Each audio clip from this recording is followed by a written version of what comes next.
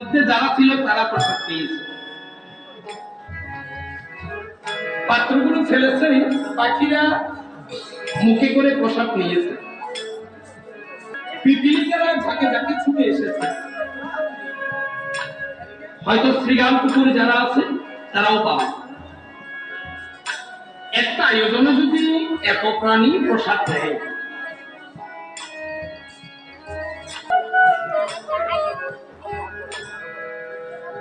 আজকের আগত সাধুগুরু বৈষ্ণব কীর্তনে আরো বাবা সুখী না, আমরাও ভীষণ দুঃখী। আমরা কিসের দুঃখী?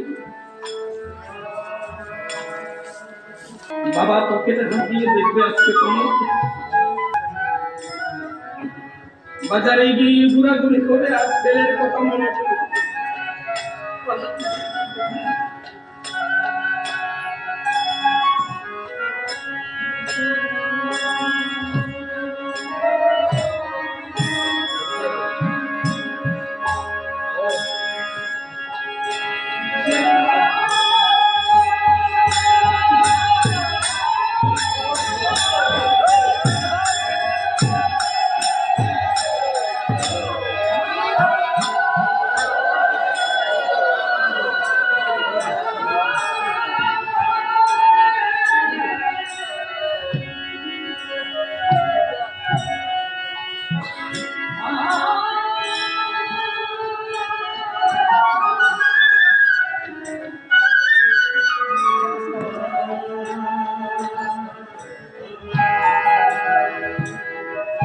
সাধুগুরু বৈষ্ণব যারা এসেছেন,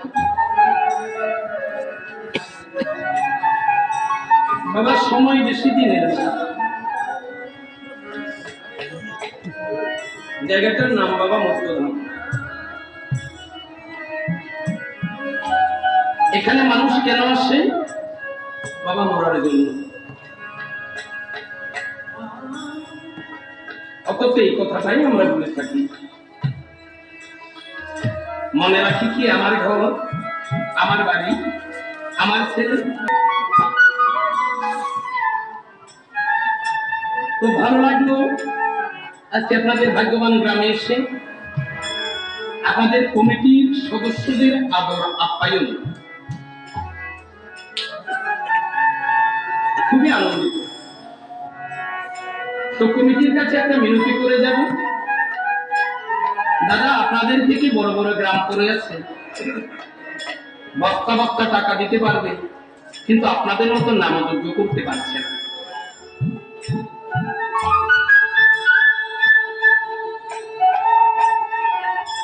এই নামযোগ্যটা ধরে রাখবেন, কোন দল আসবে এটা বড় কথা না। আমার মহাপ্রভুর কথাটা যেন আমরা রাখতে পারি। মহাপ্রভু জিজ্ঞাসা করছেন, সেখানেই ভগবান ভগবান এই দল আসুন। আর কমিটির কাছে একটা মিনতি করব, আমি কান ধরে আপনাদের চরণে কথাটা বলে গেলাম, আমার অপরাধ নেবেন না। আগামী বছর থেকে আপনাদের অধিবাসী আয়োজন 5টা 7টা 13টা 21টা 64টি আসন করতে হবে। একটি আসন মনের মতো করে সাজাবেন। অধিবাস কি? কালকে আপনাদের অধিবাস আমি লক্ষ্য করেছি। 5টা 7টা লাগবে না, একটা আসন মনের মতো করবেন। কি আমার কথাটা একটু আপনাদের স্মরণ রাখবেন। প্রথমে একটা বসন, একটা কাপড় দিবেন, একটা তুলসী মেলা দিবেন, একটা যজ্ঞ সূত্র দিবেন, একটা করে ফল দেবেন, তিলক মাটি দিবেন, কিছু দক্ষিণা। অবশেষে ওই আসনের মাঝে 5-7টা পান সুপারি একসাথে বেঁধে দেবেন।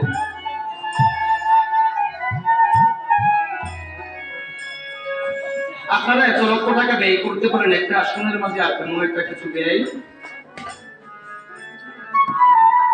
তবু জগন্নাথ দেব যেন বলে আপনাদের পরিশ্রমটা সার্থক হতে চলেছে। আর দয়া করে একটা পঞ্চতত্ত্বের ছবি রাখবেন। আপনাদের পুরো আয়োজন জুড়ে একটা পঞ্চতত্ত্বের ছবি আমি খুঁজে পাচ্ছি।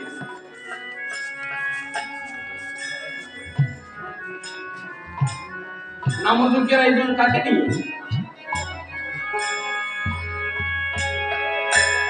পঞ্চতত্ত্ব কারা?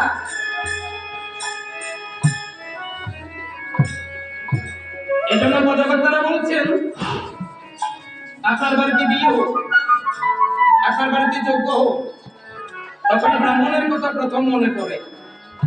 আর নামযজ্ঞের আয়োজন হলে যেন বৈষ্ণবের সন্তান করিয়া না।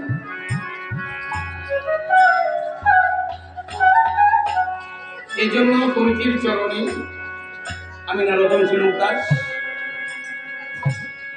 অর্থাৎ আমি ঝিনুক সরকার, অনেকে ঝিনুক সরকার নাম আমাকে চিনি। আপনারা ইউটিউবে সার্চ দেবেন, আমার অভিলাষগুলো পাবেন আপনারা। অন্তত আমার এই মিনতিটা রাখবেন, আপনারা যে পরিশ্রম করছেন আমার মহাপ্রভু যেন আপনাদের এই পরিশ্রমের দাম দিয়ে থাকে। মাতা দিয়ে কাউকে গালি দিচ্ছি?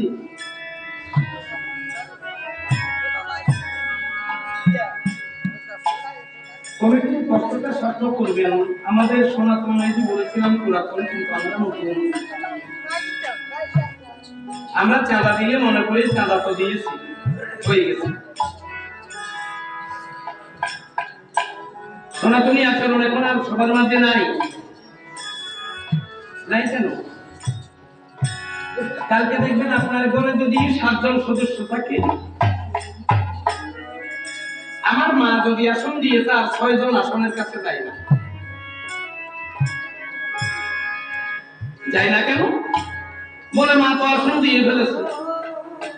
তো মা আসন দিয়েছে তাতে কি? মার হিসাব মা বুঝিয়ে দিয়েছে ভগবানকে। তোমার হিসাব কে দেবে? ভগবানের কাছে তুমিও তো ঋণী। সেজন্য আমার মাতৃদেবী যারা আছেন, মা ছেলে মেয়েদেরকে একটু ঠাকুরের কাছে পাঠান।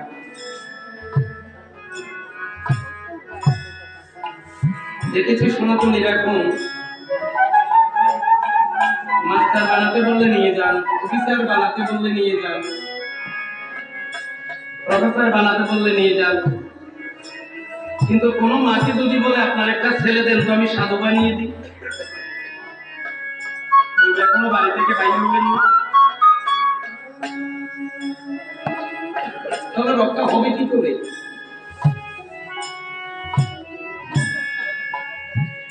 আজকে সাধুগুরু বৈষ্ণব আবার বেশি বললাম না, কারণ আমি যজ্ঞের আয়োজনে এর থেকে বেশি কিছু বলা যাবে। আমার ভগবানের কথাটা যেন সত্য হয়ে, যেমন গীতার মধ্যে অর্জুনকে বলেছে, অর্জুন যথামান প্রবদ্ধন্তে তানস্তবৈব বদাম্যহং মম বর্ধন প্রথমতে মনুষ্যকাল্প সর্বস্ব। ভগবান বলছে আমাকে যে যেভাবে যেখানে বসে ভজনা করে আমি কৃপাদান করি, আমি কাউকে খালি হাতে ফিরাইলা, কবে মরণের পরে দেখা যাবে সাধুর ফল চুরের ফলের সাথে মিলে। সবার মঙ্গল কামনা করে গোবিন্দ চরণে